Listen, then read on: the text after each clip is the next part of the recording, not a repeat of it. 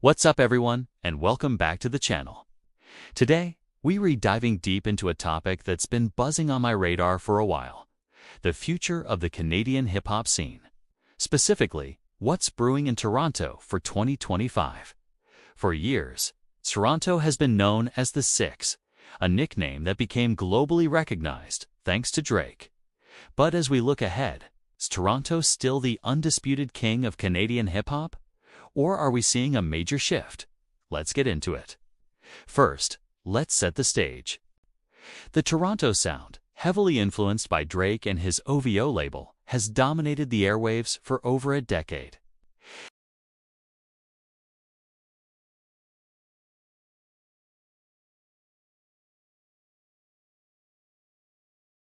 It was melodic, introspective, and perfect for late-night drives through the city.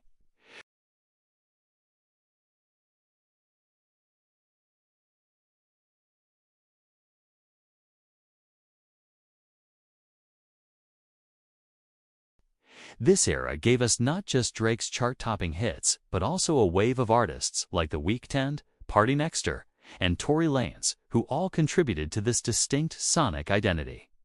The infrastructure grew around the sound studio's producers. They and ours were all looking for the next artist who could fit into this successful mold. It created a powerful ecosystem, but it also, in some ways, created a creative bottleneck. Now, as we head into 2025, the ground is shifting. The classic OVO sound, while still influential, is no longer the only game in town.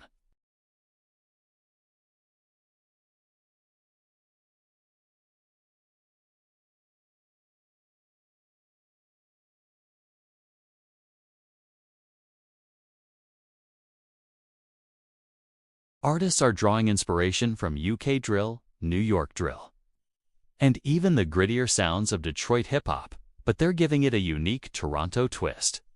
You can hear it in the slang, the references to local spots, and the multicultural patois and Somali influences that are woven into the lyrics.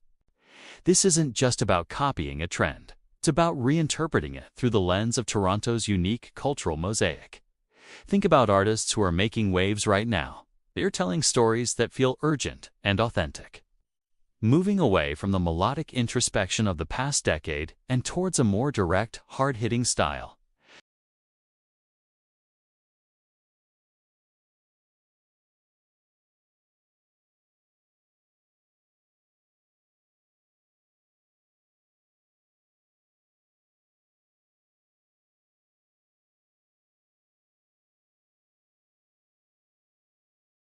They're connecting with artists who speak their language and reflect their lived experiences. From the challenges of life in community housing to the vibrant energy of neighborhood block parties.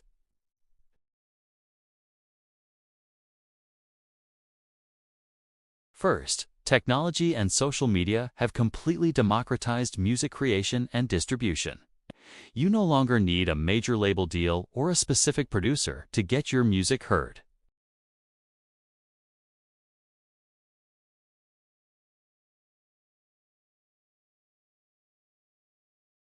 If a song catches fire online, it can go viral overnight, bypassing the traditional industry gatekeepers. This has empowered a wave of independent artists to build their own buzz and connect directly with their fan base.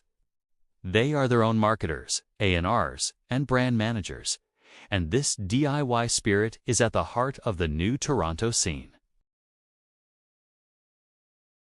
For a long time, the mainstream narrative of Toronto hip-hop was very singular. Now, we're hearing a symphony of different voices. Artists are proudly infusing their heritage into their music, whether it's through language, rhythm, or storytelling.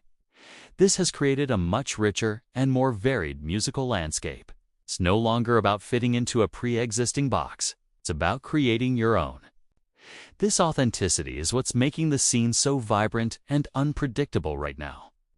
But let's be real, this transition isn't without its challenges.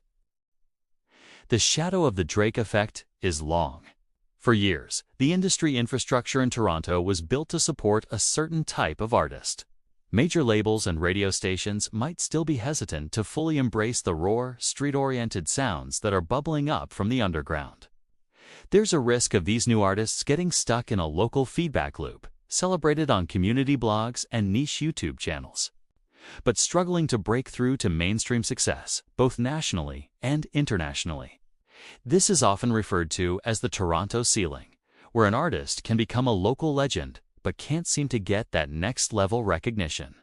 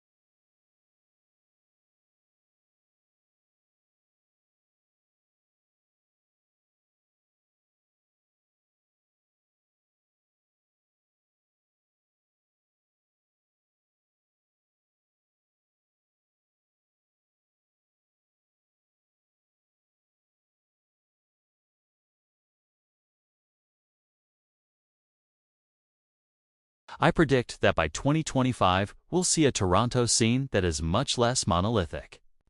The Toronto sound will no longer refer to one specific style, but will be a broad umbrella for a multitude of genres and subgenres. We'll have the melodic rappers, the drill artists, the conscious lyricists, and everything in between, all coexisting and contributing to a healthier, more dynamic ecosystem. The artists who will truly succeed will be the ones who can leverage their authentic online following into real-world success, whether that's through touring, merchandise, or smart brand collaborations. They won't be waiting for a cosign. They'll be building their own empires from the ground up. And what about the rest of Canada? For a long time, Toronto has sucked up all the oxygen in the Canadian hip-hop conversation. But as the scene in Toronto diversifies, it's also creating space for other cities to shine. We're seeing incredible talent coming out of Vancouver, Montreal, Calgary, and Halifax, each with their own unique regional sounds and identities. In Montreal, you have artists blending French and English in ways that are totally unique. In Vancouver, there's a more laid-back West Coast vibe emerging. The decentralization of the Toronto sound is actually a good thing for the country as a whole.